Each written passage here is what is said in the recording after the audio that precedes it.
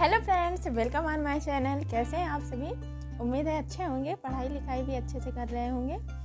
आज ना हम आर्ट एंड कल्चर के बारे में बात करते हैं अपने वीडियो में। आर्ट एंड कल्चर एक ऐसा सब्जेक्ट है ना कि जिसको सुन के ही मुझे तो ऐसा लगता था कि बाप रे, आर्ट एंड कल्चर मतलब कि सुन के ही लगता था, हम तो सोच लिए थे कि इसको हम नहीं पढ़ेंगे चाहे जो हो जाए, मतलब इसको हम स्किप ही कर देंगे, क्योंकि पता नहीं क्या उसमें क्या पूछ लेता था क्या नहीं, मेरे तो समझ से ही परे रहता था।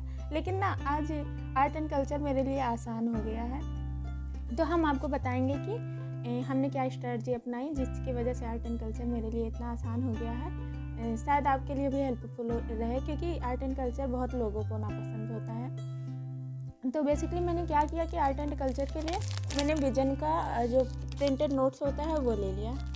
तो इसमें 2 बुकलेट हैं, और पहला बुकलेट जो है उसमें 168 पेज हैं और दूसरा जो है उसमें टोटल 145 पेज हैं। पहले में भी 6 टॉपिक है, दूसरे में भी 6 टॉपिक, मतलब ब्रॉड स्केल में है 6 टॉपिक। जैसे कि दे दिया भारतीय कला 1, भारतीय कला 2, भारतीय कला 3, भारतीय चित्रकला, भारतीय नृत्य। तो इसमें वास्तुकला, स्थापत्य कला, ये सारी चीज़ें आ जाती हैं। तो ये 168 और 145 पेज है, लेकिन इसमें ना बहुत ज़्यादा आर्ट एंड कल्चर है, तो उसमें स्ट्रक्चर बहुत सारे बने हुए हैं बीच बीच में, जिसकी वजह से ना मुश्किल से ये पड़ता होगा 250 पेज का। मैं ज़्यादा से ज़्यादा बता रही हूँ, मेरे हिसाब से तो 200 पेज का होगा, क्योंकि इसमें देखेंगे आप हर पेज पे स्ट्रक्चर है, हर पेज पे इतना ज़्यादा, मतलब कि एक पेज में समझ लो आधा ही पेज पढ़ना, देख रहे होंगे आप, लगभग हर पेज पे इतना स्ट्रक्चर भरा हुआ है।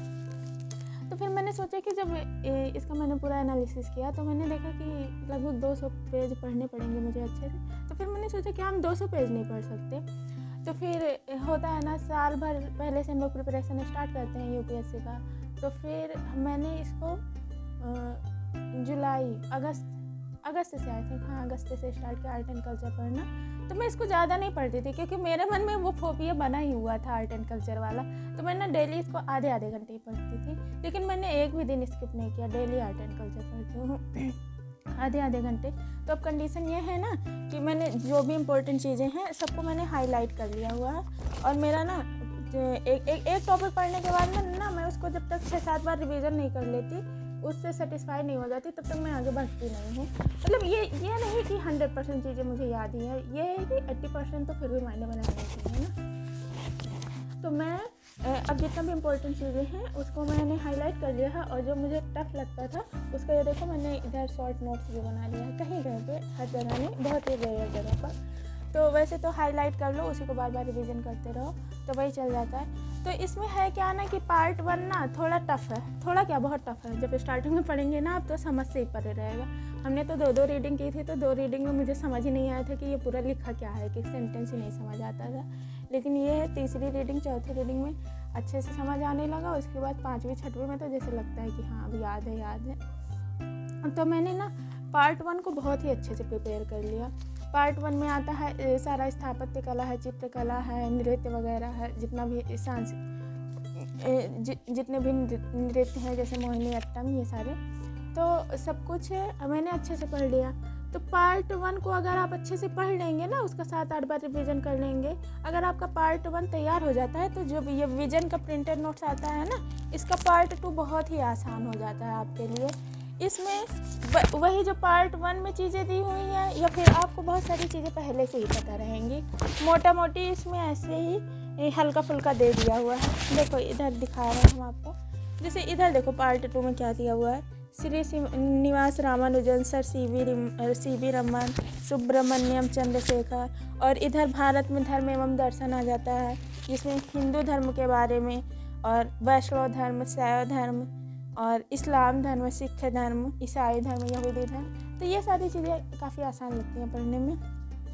और भौतिक विज्ञान, रसायन विज्ञान, चिकित्सा शास्त्र, इन सब में किन किन ने योगदान दिया है, जैसे आर्यभट्ट हो गए, ब्रह्मगुप्त, नागार्जुन, सुश्रुत, चरक, जगदीश चंद्र बसु, और सत्येंद्रनाथ बोस, मेघनाथ साहा। तो मतलब इन लोगों के बारे में पढ़ना है, तो ये चीज़ें काफ़ी आसान हो जाती हैं। तो अगर आप डर रहे हैं आर्ट एंड कल्चर से, तो डरना नहीं है, क्योंकि मुश्किल से आप 200 पेज को बहुत अच्छे तरीके से पढ़ लेंगे, बहुत अच्छे तरीके से। और हम ये नहीं कहते कि प्रेशर लेके आप पढ़िए, आप डेली आधे घंटे ही पढ़िए, बस ज़्यादा नहीं, डेली आधे आधे घंटे पढ़िए, लेकिन रेगुलर पढ़िए, गैप ना करिए।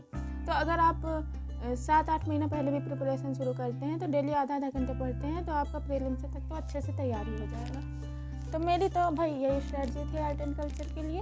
अगर आपको सही लगे तो अगर आपके पास इससे अच्छी स्ट्रेटजी हो तो आप उसको फॉलो करिएगा, नहीं आप इसी को फॉलो करके देखिए। मुझे पूरा विश्वास है कि ये आपके ऊपर भी वर्क करेगी और आपका आर्ट एंड कल्चर का डर ख़त्म हो जाएगा।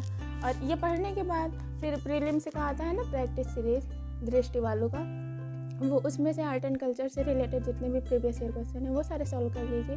मैक्सिमम आप सॉल्व कर ले जाएंगे इसको पढ़ने के बाद। और उसके बाद जो मेंस के हैं PYQs होते हैं ना, उसको सॉल्व कर लीजिए। तो आप आर्ट एंड कल्चर का डर एकदम ख़त्म हो जाएगा और इसमें भी कॉन्फिडेंस आ जाएगा। तो जो मेरे लिए सबसे टफेस्ट पार्ट था उसका तो मैंने इलाज कर लिया है, ये विजन की नोट्स से आप भी कर लीजिए और अच्छे से पढ़ते रहिए। तो मिलते हैं नेक्स्ट वीडियो में किसी नए टॉपिक के साथ। तब तक के लिए पढ़ते रहिए, हंसते रहिए, मुस्कुराते रहिए, देखते रहिए निधेश जर्नी।